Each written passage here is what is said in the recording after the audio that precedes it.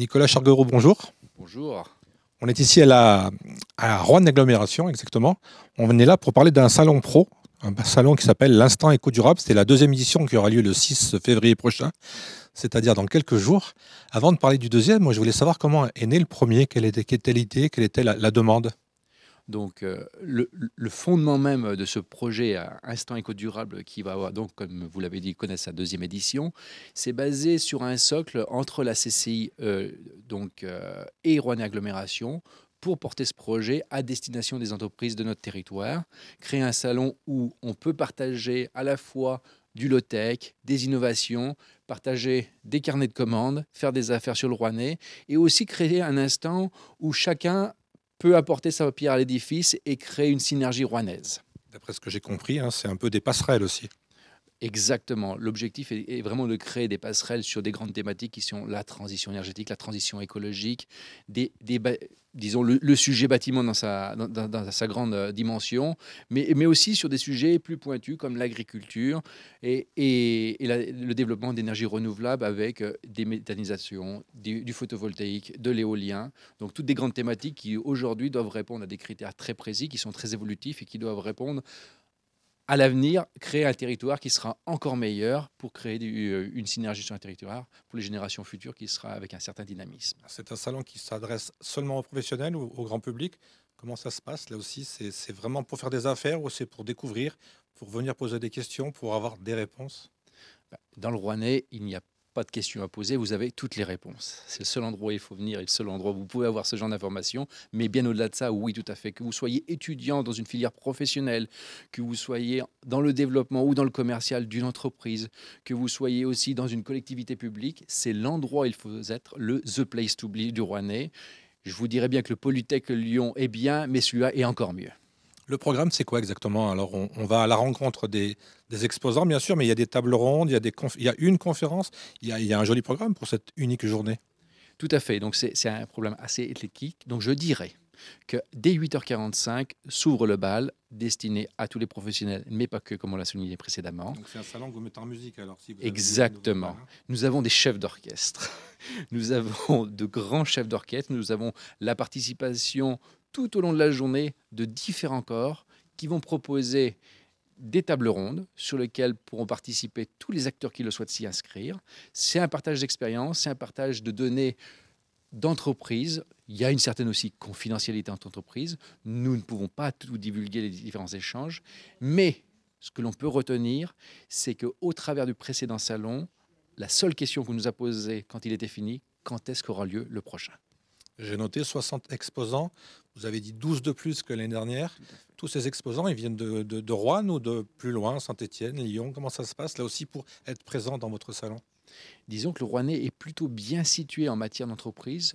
Nous sommes aux confins entre le Vigissois, le Lyonnais, le Clermontois et Saint-Étienne.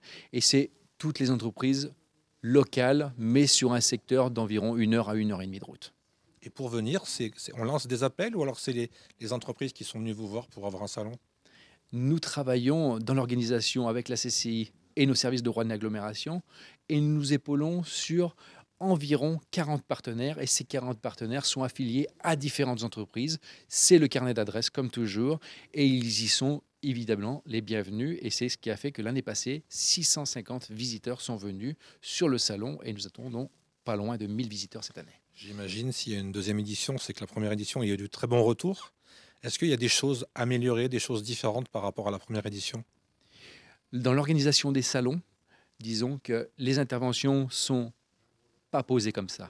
On a pensé une continuité sur la journée, de sorte à balayer tous les sujets, parce que c'est important, de répondre à tous les besoins, à toutes les attentes, mais avec une chronologie qui permettra, en fonction des thématiques traitées sur la journée, en fonction du concours low-tech, la présence de chacun et à différents instants de la journée, et se retrouver aussi autour des éléments de convivialité du temps de midi et le soirée durant la grande conférence. C'est ce que j'allais vous dire. Pour terminer la journée, il y a une conférence spéciale. Vous pouvez nous en dire plus?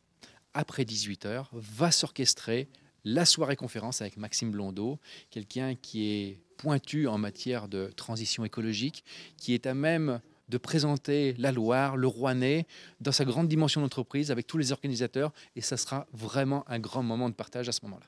Et avant de vous libérer, est-ce qu'on travaille déjà sur la 3e édition?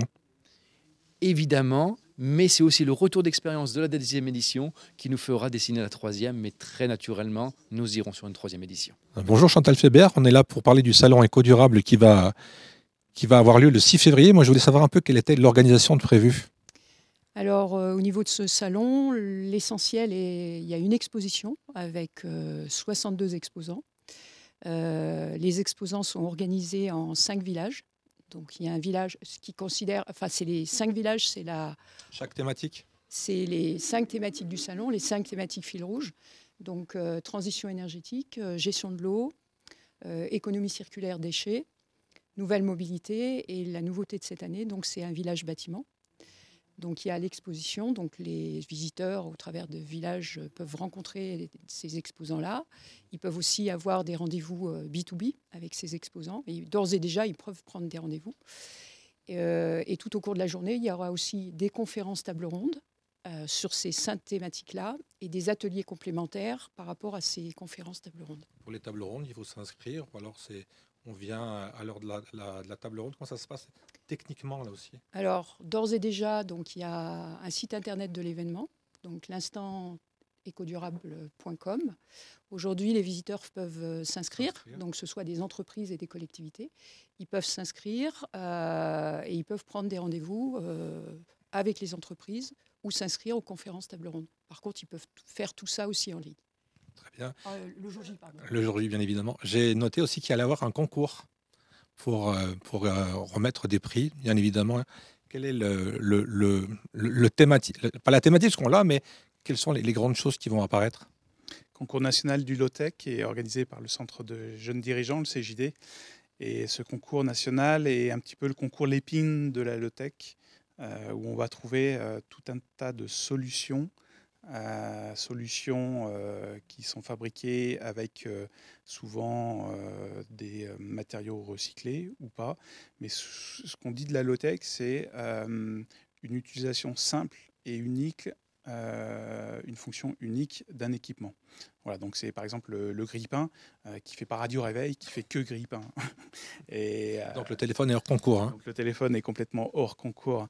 Et c'est assez intéressant de voir comment avec les connaissances technologiques que l'on a aujourd'hui, on peut réduire ça pour aller chercher des fonctionnalités très simples.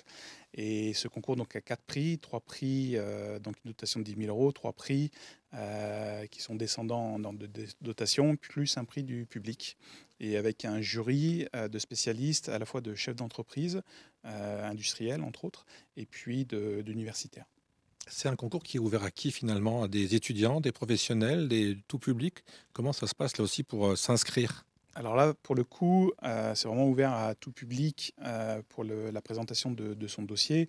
Et on va trouver aussi bien de jeunes universitaires chercheurs qui ont un projet d'études que des gens qui vivent en autarcie et qui, comme un des vainqueurs de l'an dernier, qui avait créé un poêle à partir d'équipements recyclés et très fonctionnels.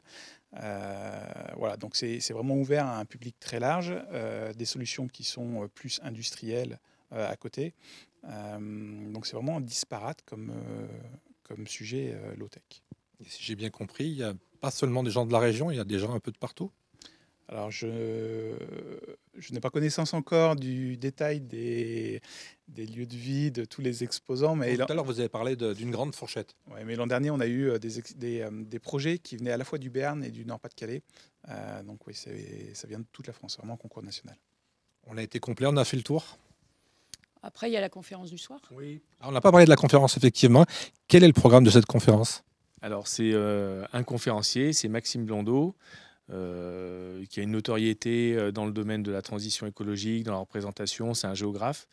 Donc, ça va nous permettre, à la fin de cette journée où on aura fait du business, où on aura appris plein d'infos, voilà, de prendre un peu de hauteur sur le sujet et puis de continuer, de terminer la journée en réseautant, en rencontrant les exposants, les partenaires, les entreprises, les salariés qui sont venus toute la journée. On s'inscrit sur le site internet ou c'est dans la journée qu'il faut s'inscrire?